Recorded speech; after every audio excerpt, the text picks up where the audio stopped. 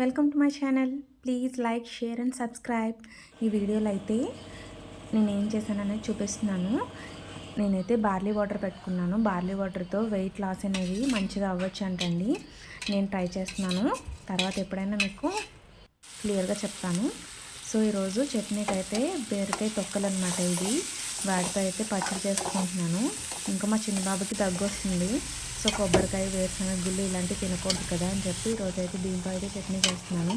ఇంకా తొక్కలు చూపించా అంటే కాయలు పడేస్తాం ఏంటండి. సో బీరకాయ కర్రీ అనమాట. కర్రీ వచ్చి ఈ చట్నీ కూడా బాగానే ఉంటుందన్నమాట, ఇడ్లీలోకైనా దోశల్లోకైనా. సో ఎప్పుడైనా ట్రై చేయండి. అంటే వాటిలో కూడా మంచి ప్రోటీన్స్ అనేవి ఉంటాయన్నమాట. తొక్కల్లో కూడా పీచు పదార్థం అనేది తొక్కల్లో ఎక్కువ ఉంటుంది కదండి. సో ఈరోజు టిఫిన్ అయితే ఇడ్లీ అనమాట. మనం ఇడ్లీ వేసుకునేటప్పుడు ఆ గిన్నెలో కొంచెం ముందుగా నీళ్ళు మరగబెట్టుకున్నామంటే మనకి టైం తక్కువ పడుతుంది అనమాట. ఇడ్లీ ఉడకబెట్టుకోవడానికి మంచిగా కూడా ఉడుకుతుంది. కర్రీలో అయితే వెల్లుల్లిపాయలు తొక్కలు ఒలుచుకొని అవి అయితే వేసుకున్నాను అనమాట. అన్ని ఇంకా ఉప్పు, పసుపు, కారం మన టేస్ట్కి తగ్గట్టు వేసుకోవడమేనండి. ఈ కర్రీ అయితే ఎక్కువ స్పైసీ ఇష్టపడే వాళ్ళకైతే నచ్చదు, కానీ ఎప్పుడు స్పైసీ తినకూడదు కదా, కొంచెం అప్పుడప్పుడు ఇలా చప్పగా ఉన్నాయి కూడా తినాలి.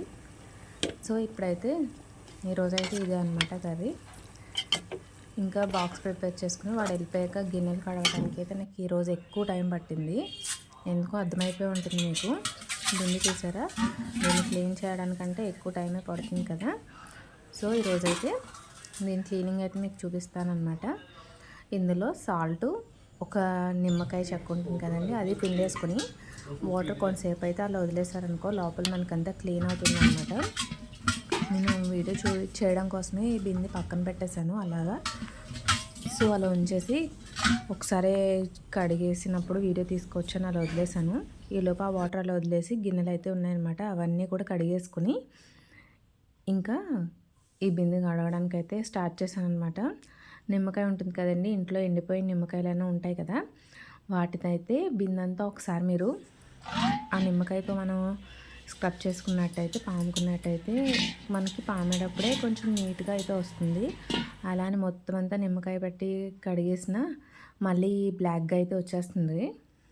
సో అందుకని మొత్తం నిమ్మకాయ అంతా స్ప్రెడ్ చేసుకొని బిందంతా ఒకసారి అలా ఉంచారనుకోండి మీరు, తర్వాత నేను చూపిస్తాను ఏం చేయాలో.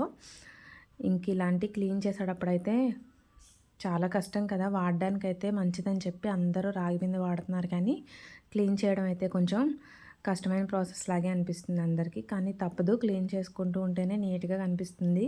ఇందులో వాటర్ కూడా తాగాలనిపిస్తుంది అనమాట. ఇప్పుడు నేను చూపించాను కదా, అది పెట్టి క్లీన్ చేసామంటే చాలా ఈజీగా, చాలా త్వరగా క్లీన్ అయిపోతుంది అనమాట. మా ఇంట్లో అయితే ఇత్తడి సామాను ఎక్కువే బాగా ఎక్కువ ఉండేవి, ఇప్పుడు కూడా ఉన్నాయి, కానీ కడగాల్సి వస్తుందని అన్నీ నీట్గా సర్దేసి, మా ఇంట్లో పెళ్ళి అయిందనమాట ఒక 1 ఇయర్ బ్యాక్, 1 ఇయర్ ఇంకా ఎక్కువ అవుతుంది. ఆ పెళ్ళి అవ్వగానే ఇంకా హల్దీ, స్నానాలు చేయించడానికి బిందులు అవసరం కదా, అవన్నీ అయిపోగానే శుభ్రంగా కడిగించేసి పైన అయితే పెట్టేసామన్నమాట. ఇంకా మా అత్తయ్య గారు ఉన్నప్పుడైతే ఒక 2 రోజులు ఈ బిందెలు కడగడానికి, ఇత్తడి సామానం కడగడానికే పట్టేదన్నమాట మాకు. శుభ్రంగా బంగారంలాగా మెరిసేలాగా కడిగించేసి ఇంట్లో అటుకుంటుంది కదండి, అటు మొత్తం సన్సైడ్ మీద మొత్తం ఇలా పెట్టిచ్చేసేవారు అనమాట.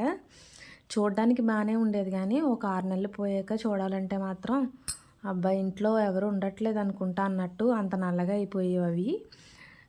ఇంకా వాటిని తోమడానికైతే పని ఆవిడి, నేను, అత్తయ్యగారు, మా ఇంటి పక్కన ఇంకో అత్తయ్యగారు, అంతమంది కలిసి 2 రోజులు చేసేవాళ్ళం అనమాట. ఇంకా నా వల్ల అయితే కాదు అవన్నీ, అది పైకైతే ఎక్కిచ్చేసామన్నమాట. చూసారా, ఒక్కసారి అది పెట్టి కడిగేటప్పటికి క్లీన్ అయితే అయిపోయింది. మనకి కలర్ అయితే చాలా డిఫరెన్స్ ఉంది కదా ముందుకి ఇప్పటికి. అదేంటి అనుకుంటున్నారా, ముగ్గండి, మనం ముగ్గు పెట్టుకుంటాం కదా డైలీ, అదే అనమాట. ఇదైతే ఎంతమందికి తెలుసు అనేది నాకు తెలీదు. చేత్తోనే కాదు, స్క్రబ్బర్తో కూడా ఇలా క్లీన్ చేసేసుకోవచ్చు. నేను మీకు ఆ గ్రీన్నెస్ అనేది చూపించడం కోసం చేత్తో పామాను, స్క్రబ్బర్తో కూడా చేసుకున్నా కానీ బాగానే వస్తుందన్నమాట. సో ఇలా 2 టైమ్స్ పెట్టేటప్పటికి నాకు నీట్గా అయితే బింది పర్వాలేదు అనిపించింది. ఇంకా లాస్ట్లో ఉంది, అది కూడా ఒకసారి నిమ్మకాయ ముగ్గు పెట్టుకున్నట్టయితే మొత్తం క్లీన్ అయిపోతుందన్నమాట. ఇంకా ఫైనల్గా బిందె అయితే లాస్ట్లో అయితే మనం ఏ వాటర్ అయితే తాగుతామో లాస్ట్ కంప్లీట్ అయిపోయాక ఆ వాటర్ అయితే వేసుకోవాలన్నమాట. మనం యూజ్ చేసుకునే వాటర్ కాకుండా మినరల్ వాటర్ కానీ, తాగే వాటర్ కానీ. ఇదివరకైతే ఇత్తడి సామాను కడగడానికి మా అత్తయ్య గారు కాలువలో వాటర్ తెప్పించేవాళ్ళనమాట. ఫస్ట్ దానికి చింతపండు లేదంటే పీతాంబరి ఇవన్నీ పెట్టించి కడిగించాక లాస్ట్ ఫైనల్గా కాలువలో నీళ్ళు పెట్టి కడిగేవాళ్ళం.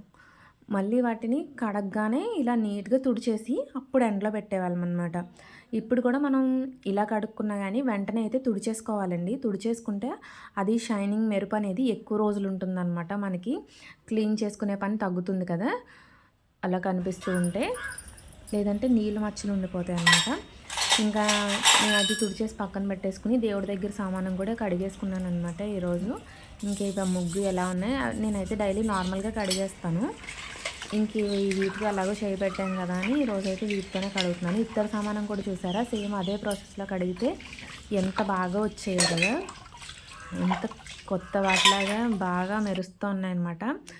వీటి కోసం ఏ లిక్విడ్లు మరగబెట్టాల్సిన పని లేదు, అండ్ ఎక్కువసేపు కష్టపడాల్సిన పని కూడా పెద్ద ఏం కాదండి. మామూలుగా డైలీ మనం కడగడానికి ఎంత టైం అయితే పడుతుందో అంత టైమే ఈ దేవుడి దగ్గర సామానానికి అయితే పడుతుంది.